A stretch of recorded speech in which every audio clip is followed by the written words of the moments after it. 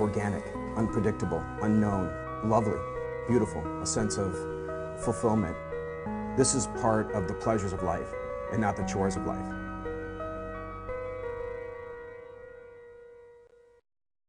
Coming up on Daily Iowan TV. The Beatles turned 50. A recap of that monumental concert is up next. And the story of survival, celebrate one little girl's victory over cancer. And in sports, showdowns with the Maize and Blue and Carver. We'll explain in just a bit. We have all that at the top of the hour. Daily Iowan TV starts now.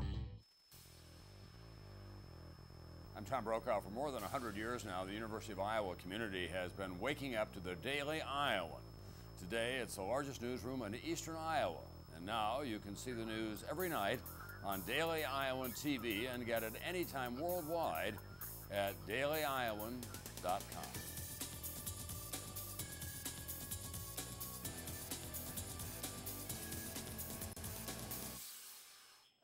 Thanks for joining us this evening. I'm Miriam Kone. And I'm Reed Chandler.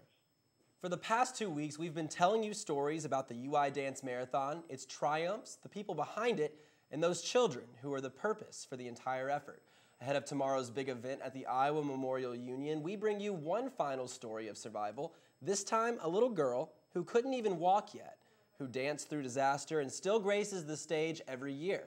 I talked to little Taya and her family last week. This is her story. Taya Melendez loves to dance. At 9 years old, her parents are happy to see her dancing. 8 years ago, their little girl was fighting for her life against leukemia. It just makes you sad. At 13 months, Taya began 2.5 years of cancer treatment. As her hair was just growing in, the chemotherapy was causing it to fall out. That was tough seeing. Something as simple as a fever meant at least a 3-day hospital stay for the Melendez family, but the UI Dance Marathon community opened up a world of support Taya's family never knew of. They all are super friendly and super fun, just there to have a good time, and so are we.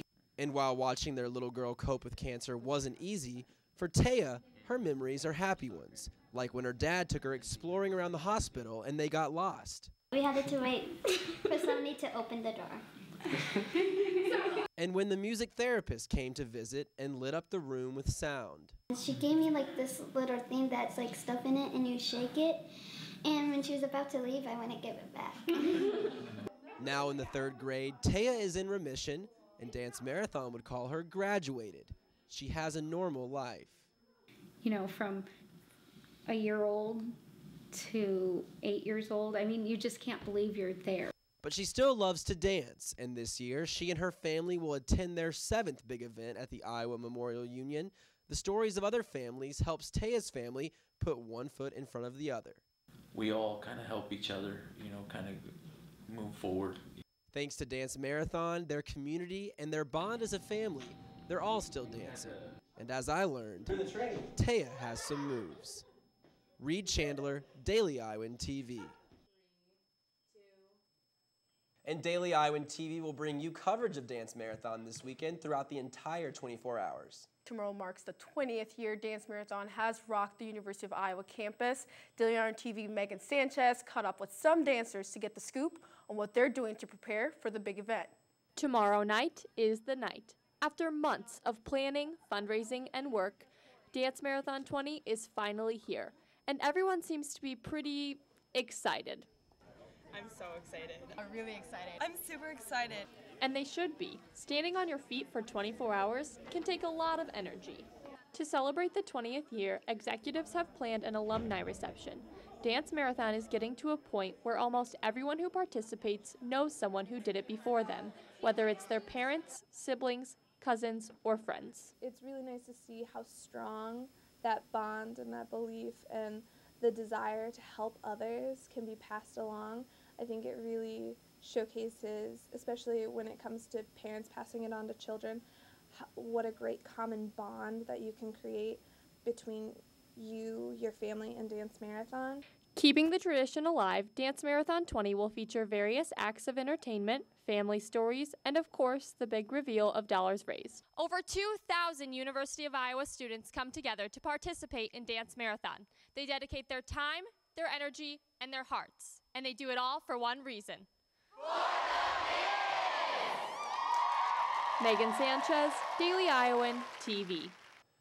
Iowa Wind Energy has caught the eye of one New Jersey-based company. NJR Clean Energy Ventures announced their plans to invest over $40 million in a wind farm in Carroll County. The project is expected to have the capacity of 20 megawatts and will be operational by spring of 2015.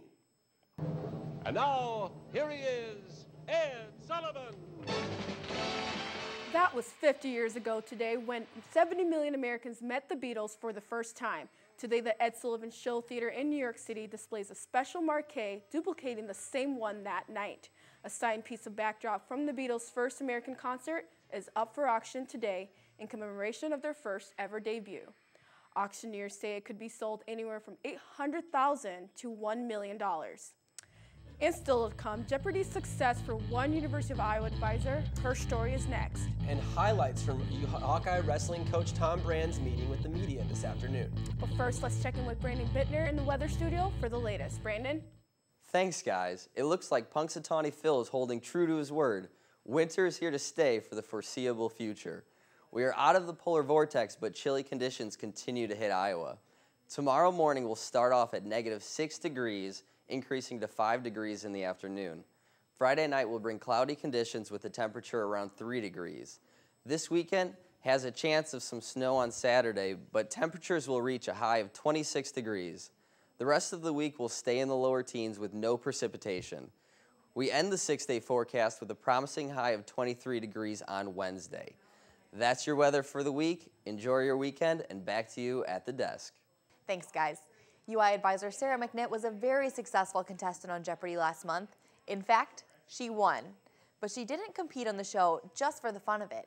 She competed for one person, her mother. Daily Iowan TV reporter Laura Gibbs has the story. All her life, Sarah McNitt has been a Jeopardy fan. She enjoys the show so much that when her DVR broke, she would watch it at the library or Learning Commons on campus after she got off work at the university's study abroad office. However, it never occurred to her that she could be a Jeopardy contestant until tryouts were held in her hometown of Ann Arbor. After taking an online test and going through auditions, Sarah was asked to be on the show, which aired in January. I went out to California, where they film 5 episodes a day, 2 days a week, and got to sit through one episode before appearing on my own episode. 2 weeks before she went on the game show, tragedy struck Sarah's family. Her mother passed away from leukemia, which she had been battling for 8 months. In honor of her mother, Sarah decided to use her televised contestant interview as a chance to speak up about the importance of blood and bone marrow donations. We were just sort of trying to find a way to carry on her legacy, and so every time I've had the opportunity to tie Jeopardy together with these important causes, it's been helpful for me in feeling like there's purpose and there's a way to go on. Sarah went on to give an impressive performance on the show, becoming a 5-day champion and walking away with more than $89,000. She plans to use some of her winnings organizing events for a fundraising group for leukemia and lymphoma that she is starting up this year. To support those battling leukemia and lymphoma, you can join Sarah and other students and the staff at the Late Night Walk fundraiser on September 27th. New incentives are on the horizon for one Iowa City consulting company. A city economic development panel will meet Monday to consider incentives for Meta Communications, a consulting company who works with organizations to increase productivity and help manage projects. Under the city proposal, the company would relocate to the downtown area and add up to 20 new employees. The incentives the city is considering offering the company for the move include over $50,000 to finish construction of the office space downtown. Meta Communications has been based in Iowa City since 1991 and has offices from Chicago to Russia. And now for what's happening beyond Iowa. A 5-year-old Tennessee girl killed by a 2-liter of soda. The little girl, Alexa Lindboom, died after her father, Randall Vaughn, and his wife forced her to down more than 2 liters of grape soda and water in less than 2 hours as punishment. According to the autopsy report, the massive fluid intake caused her brain to swell, which resulted in severe brain damage. Randall Vaughn and his wife, Mary, are facing murder charges. 27 million gallons of contaminated water in North Carolina's Dan River today. This is the result of a leak that had emptied 82,000 tons of coal ash Sunday afternoon. Coal ash is known to contain numerous toxic chemicals, including lead, arsenic, and mercury. Environmental regulators are still awaiting test results to determine the risk level. And now for a look at everything black and gold athletics, let's toss it over to Kevin Glick and Aaron Faust, who are standing by. Guys? Hello and welcome back to the Daily Iowan TV Sports Studio. Alongside Aaron Faust, I'm Kevin Glick. And Aaron, so much to get to on the program this evening. That's right, Kev. A couple of top 25 matchups against the Maize and Blue of Michigan, making Carver Hawkeye Arena the place to be if you're a fan of Big Ten athletics. The first of those marquee matchups taking place on Saturday on the hardwood between number 10 and number 17 ranked teams in the nation. But first, we start on the mat where seniors Ethan Lofthouse, Tony Ramos, and Derek St. John will wrestle for the final time at home Sunday afternoon. The number 3 Hawks are looking for their 4th victory of their last 5 duels, all against ranked opponents, and the number 11 Wolverines. But Tom Brands and company are all business before this one. It's a big event for them, and shows their diligence in not just being in the lineup one year for one event or whatever. They've been pretty much household names for the last 3.5 years, and now let's finish strong. I actually look back to see in high school if I ever lost a home meet, and I never lost a home meet in high school either. So, that's 8 years protecting your home turf. That's a big thing. I think the last Iowa wrestler to do that in 4 years was Tom Brands, who's coached me now. You had Metcalf, but he only did it for 3 years. He only had 3 years here. It's a big thing. I mean, coming in here as true freshmen seems like yesterday, and now we're all going to be wrestling together. The last match against Michigan, and just looking forward to it and looking forward to give the fans something to cheer for. Kevin, we touched on it earlier, but another huge Big Ten hoops battle is taking place in Carver Hawkeye Arena this weekend. That's right, Aaron. Nick Stauskas and the number 10 ranked Wolverines will head into enemy territory looking for the season sweep over the hometown Hawks, having already beaten Fran McCaffrey's crew at the Chrysler Center earlier this season. Our own Jalen Socek has the preview. The stage will be set Saturday inside of Carver Hawkeye Arena for what will be a much anticipated rematch between the Hawkeyes and the Wolverines of Michigan. The last meeting between the two was one of the more disappointing of Iowa's 6 losses, losing by a season-high deficit of 8 points. I didn't think defensively against Michigan we were as good as we should have been.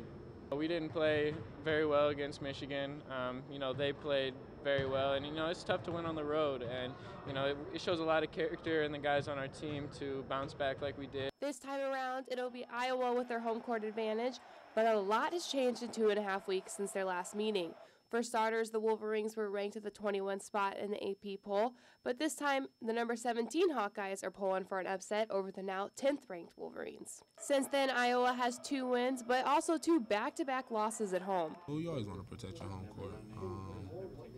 Last 2 we've come up short, so it just puts more pressure you having to get wins on the road, but I think it's always a sense of urgency and the importance in winning at home. I don't think we're going to change anything. We've done a great job of bouncing back this year. We just got to stay positive.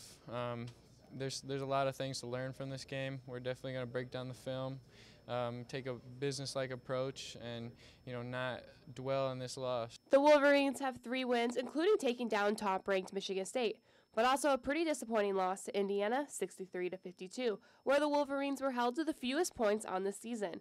If Iowa has any hope of taking revenge, they have to take notes from Indiana, who held Nick Stauskas to only 6 points. The sophomore put a whopping 26 points on the Hawkeyes, and Iowa will have yet another chance to prove that they can contend with the big boys after coming out flat most of the season, falling 1-5 against AP-ranked opponents. Jalen Socek, Daily Iowan TV Sports. Well, that's going to do it for this Thursday edition of the program. For more on everything going on over the weekend, including extended highlights of both wrestling and basketball, tune back in Sunday night or check out dailyiowan.com throughout the weekend. That's it for us. Back to you guys at the desk.